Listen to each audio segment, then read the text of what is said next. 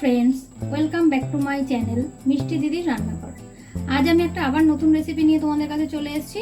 চলো রেসিপিটা দেখাই। প্রথমে নিয়েছি আমি 200 গ্রাম মতো পনির,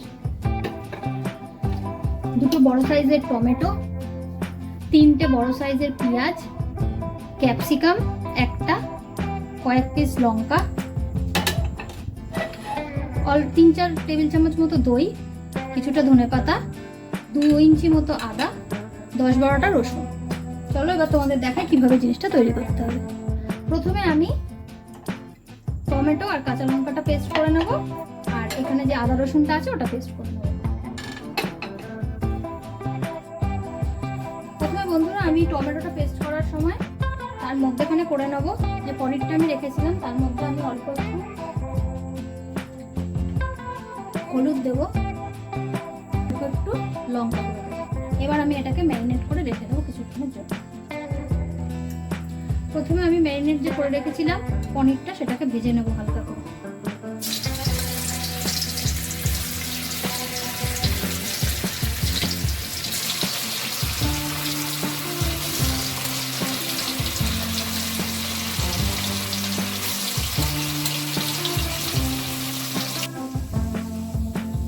হালকা করে পনিরটাকে ভেজে নিলাম।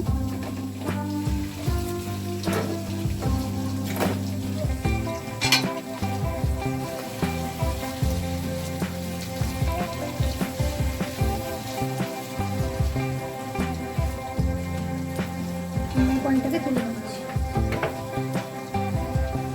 পনিরটা আমার ভাজা হয়ে গেছে, এবার আমি পনিরগুলো তুলে নিচ্ছি।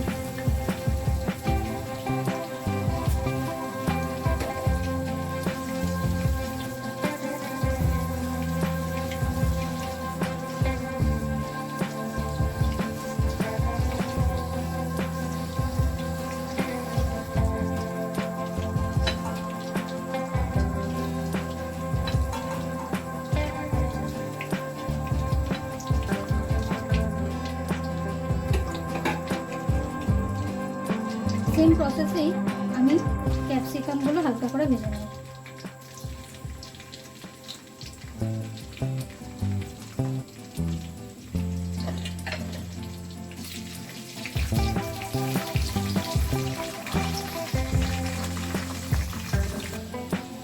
ক্যাপসিকামটা আমি হালকা করে ভেজে তুলে নিলাম।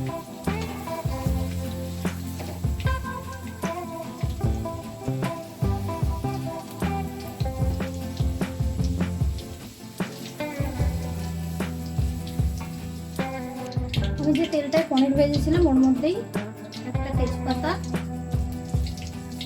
1 পিস দারচিনি, 4টে এলাচ, 4টে মতো লবঙ্গ দিয়ে দিলাম। এটাকে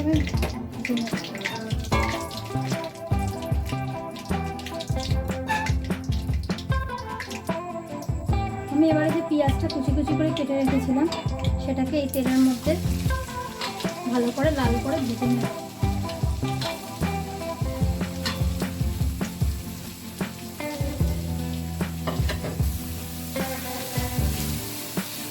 পেঁয়াজটা যখন লাল হয়ে যাবে তখন আমি পরে ইনগ্রেডিয়েন্টসগুলো দেব।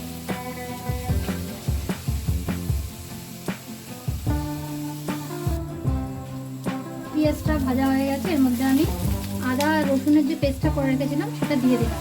এবার এটা ভাজবো আমি, যাতে কাঁচা গন্ধটা না থাকে। যখন দেখবো একটু ভালো গন্ধ বেরোচ্ছে তখন আমি এর মধ্যে দিয়ে দেবো টমেটো আর কাঁচা লঙ্কার পেস্ট।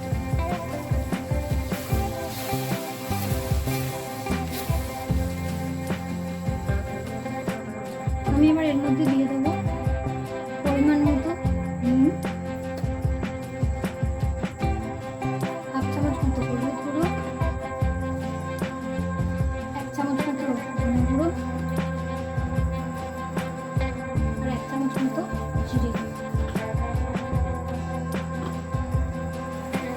আমি এই মশলাটা ভালোভাবে কষিয়ে নেব, আর তার মধ্যে দিয়ে দিচ্ছি আমি কাশ্মীরি মির্চ 1 চামচ, যাতে কালারটা ভালো হয়।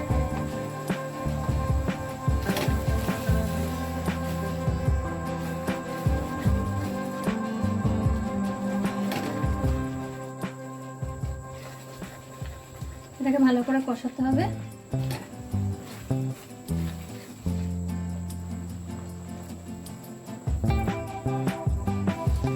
মশলাটা আমার কষানো হয়ে গেছে, দেখো কেমন তেল বেরিয়েছে। এবারে আমি গ্যাসটাকে সিমে করে দেবো, করে আমি যে দইটা রেখেছিলাম ফাটিয়ে সেই দইটা আমি এর মধ্যে দিয়ে দেবো। অবশ্যই এটা লো ফ্লেমে করতে হবে, না হলে দইটা কিন্তু কেটে যাবে।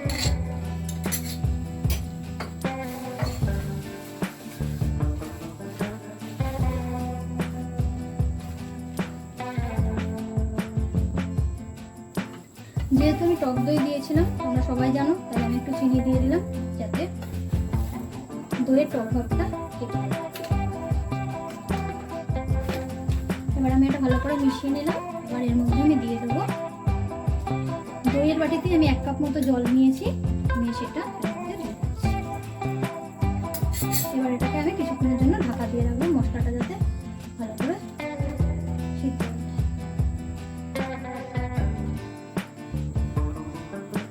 আমি 3 মিনিট মতো ঢাকা দিয়ে রেখেছি। এবার আমি ঢাকনাটা তুলে নিচ্ছি।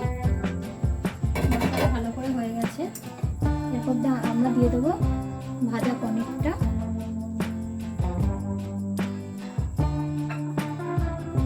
আর ক্যাপসিকামটা। এবার আমি এটা ভালো করে মিশিয়ে নেব। 5 মিনিট মতো হয়ে গেছে। আমি এবারে ঢাকনাটা তুলে নিলাম। এর মধ্যে এবার আমি দিয়ে দেবো 1 চামচ মতো গরম মশলা আর অল্প একটু কস্তুরি মেথি, যেটা কিনা আমি একটু হাতে স্ম্যাশ করে নেবো, করে দেবো, সেন্টটা ভালো আসবে। আমার হয়ে গেছে। এবার আমি অল্প একটু ধনে পাতা দিয়ে পনিরটা নামিয়ে নেব।